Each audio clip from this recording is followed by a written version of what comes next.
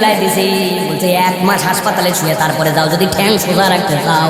হাসপাতালে শুয়ে রাত্রিবেলা যখন ব্যথা কমে মাথার নিচে 2 হাত দিয়ে ভাবে আল্লাহ একবার খালি ঠ্যাং ঠিক করুক, একবার খালি এলাকায় ফেরত যায়, তোকে আমি দেখাবো আল্লাহ বাঁচালে। তবে একাই না, তুই, তোর ভাই আর তোর বাপ 3 ঠ্যাং ভাঙতে না পারলে আমি মরদ না। পঙ্গু হাসপাতালে শুয়ে কোন কথা ভাবা যাবে না, যাবে না। কিন্তু এবার বলবেন আওয়াজ দিয়া, গন্ডগোল লাগছে, 2 জন হাত ভাঙছে, পা ভাঙছে, সাথে একটা লাঠির ছলা দিয়ে মাথার পিছনে একটা বাড়ি দিয়েছিল। ওই বাড়ি দেওয়ার কারণে ওই লোকের হাত ভাঙ্গা পা ভাঙ্গা সাথে সাথে জ্ঞানও হারায় গেছে, কোমার মধ্যে চলে গেছে, অজ্ঞান হয়ে গেছে। ওই বেটার হাতে প্লাস্টার, পায়ে প্লাস্টার, হাসপাতালে শুয়ে আছে। এবার বুঝে থাকলে বলেন তো, যেই বেটার হুঁশ নাই, যেই বেটার জ্ঞান নাই, ও কার ঠ্যাং ভাঙবে আর কার হাত ভাঙবে এইটা কি চিন্তা করতে পারবে? কথা বলেন না, পারবে? আল্লাহ বলছেন ভালো করে বুঝে নাও, কোরআন তোমাকে পরাজিত করতে আসে নাই।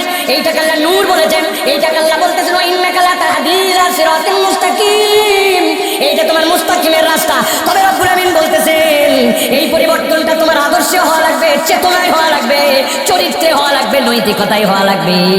আল্লাহ বলতেছেন এই পরিবর্তন যদি হয় তাহলে একমাত্র সেই সমাজ, সেই রাষ্ট্র, সেই এলাকাটা সুন্দর হবে, নচেত উপরে উপরে যত মলম লাগাও কাজ হবে না। আর আল্লাহ সতর্ক করে দিয়েছেন সাথে সাথে, ওয়ালাকুমুল ওয়াইলু মিম্মা তাসিফুন। অনেক পণ্ডিত সমাজে খুঁজে পাবা যারা ইসলামের বিধান নিয়ে নানান কথাবার্তা বলে, আল্লাহর হুকুম নিয়ে নানান ধরনের অবান্তর যুক্তি তারা উপস্থাপন করে। 1450 বছর আগে এখন কেমনে হয়, তখন ব্যাংক ছিল না, বিমা ছিল না, এখন দুনিয়া গাইছে, মোবাইল ছিল না, হে ছিল না, সে ছিল না। এখনকার আপডেট জেনারেশন, আরবের আবহাওয়া একরকম ছিল, আমার আবহাওয়া একরকম, নানান কথাবার্তা বলে ইসলামের বিধান নিয়ে সমস্যাকর কথা বলে। আল্লাহ বলছেন আমি তাদের ব্যাপারে বলে রাখলাম, ওয়ালাকুমুল ওয়াইলু মিম্মা তাসিফুন। আল্লাহর ব্যাপারে, নবীর ব্যাপারে, কোরআনের ব্যাপারে, ইসলামের ব্যাপারে কথা বলার আগে হুঁশ করে বলো, নচেত এই মুখ কিন্তু কিয়ামতের দিন তোমাকে ফাঁসাবে, ঠিক না?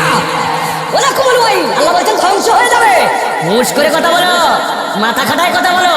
আল্লাহ দুনিয়ায় ধরে না, কিন্তু তার মানে মনে করো না যে আল্লাহ রাব্বুল আমিনের কাছে হিসাব নাই। মা ইয়ালফিযু মিন কাউলিন, আল্লাহ বলছেন দুনিয়ার কোনো প্রাণী কথাই বলতে পারে না। বলেন তো আমরা কথা বলতে পারি না? পারি, কিন্তু আল্লাহ বলছেন মা ইয়ালফিযু মিন কাউলিন, বলতে পারে না। ইসতিসনা করছেন আল্লাহ ইল্লা দিয়ে, লাদাইহি রাকিবুন আতীদ, যেই কথা সূক্ষ্মাতি সূক্ষ্ম হিসাব আল্লাহ রাখতে পারেন ওইটুকুই তুই কেবল বলতে পারিস। তার মানে বুঝান আল্লাহর কাছে তোমার মুখে বক্তব্য যেটা বের হয় প্রত্যেকটার হিসাব দেওয়া লাগবে, ঠিক না? ঘর ভরায় বলে যাচ্ছেন আপনি যা ইচ্ছা তাই না? মনে করছেন সামনে ভোট, সামনে অমুক, সামনে তমুক, ধরে কেড়ে মুখ দিছে আমারে, চালা মুখ। খবর আছে, খবর আছে। অতএব বুঝে সুঝে আমাদেরকে চলতে হবে। এবার বলেন তাহলে আমরা যে কোরআন শোনার জন্য আসলাম, এটা কি আমাদের জন্য কল্যাণকর নাকি কল্যাণকর নয়? এটাকে আমার উপকার দিবে না, দিবে না? আমরা কি পরাজিতের দলে না বিজয়ীর দলে? বিজয়ের দলে। অতএব প্রিয় ভাইরা, আপনারা কি মনে করছেন ওয়াজ শুরু হয়ে গেছে? না ভাই, না, ওয়াজ শুরু আনন্দ কেবল একটু বাউন্ডারি দিচ্ছি, আমি একটু হালকা আইল দিয়ে নিচ্ছি যাতে লোকজন জায়গা মতো। আমাদের নওগাঁর লোক বেশিরভাগ আইল ছাড়া ওয়াজ শুনে, কোনো আইল নেই, আসলো ফাঁকা ছাড়া ওয়াজ শুনলো, কি শুরু কি বলতে নিজেই বুঝে নেই, জনগণ কেমনে বলবে? আল্লাহ মাফ করুক, আমি কারো ব্যক্তিগত সমালোচনা করে বলতেছি না, আমারও অনেক দুর্বলতা আছে, কিন্তু অনেক সময় এরকম হয় বুঝলামই না কেন ওয়াজ মাহফিলে আসলাম, এটা আমাকে কি বেনিফিট দিবে এটা বোঝে না, জন্য আমরা আমাদের ওয়াজটুকুকে বাড়িতে নিয়ে যাই না। জানা কথা শোনার মধ্যেও কোরআনের কথা হলে আপনার ফায়দা আছে কিনা? একজন বলছে 1000 টাকার নোট দিব, আসো 2 মিনিট এখানে বসলে, দিছে 1000 টাকার নোট, এরপর আবার বলছে আবার আসো 1000 টাকা দিব, বলছে রাগ করে 1000, আগের 1000 আর পরের 1000 একই রকম 1000, একই রকম 1000 কয়বার নিব, নতুন 1000 দিলে আমি আসি। এরকম কোনো বলদ আছে নাকি এখানে? কথা বলেন, আছে নাকি? আপনি কোরআনের ক্ষেত্রে এটা বোঝেন না কেন? আল্লাহ বলছেন ফাযাক্কির ফাইন্না যিকরা তানফাউল মুমিনিন, এই জিকিরের মধ্যেই তোমার জন্য কল্যাণ। জানা কথাই 1000বার শুনবেন, এটা যেরকম অরুচি আপনার আনে না, অনুপকারও আনবে না। সুবহানাল্লাহ বলেন। আরে না বুঝে একবার সুবহানাল্লাহ বলেন। আপনাকে বলছে শোনো, তোমার 4 লাইন কবিতা বলে দিচ্ছি।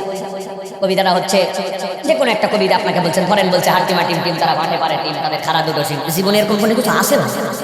একবার ভাইবে দেখলেন না, দেখি অবাস্তব একটা কথা আপনি গড়গড়ায় বলে যাচ্ছেন, আন্দাজবন্দ একটা। আচ্ছা বলে দিছে, এই কথা বললেই প্রত্যেকদিন 20 টাকা করে পাবেন। কয় টাকা?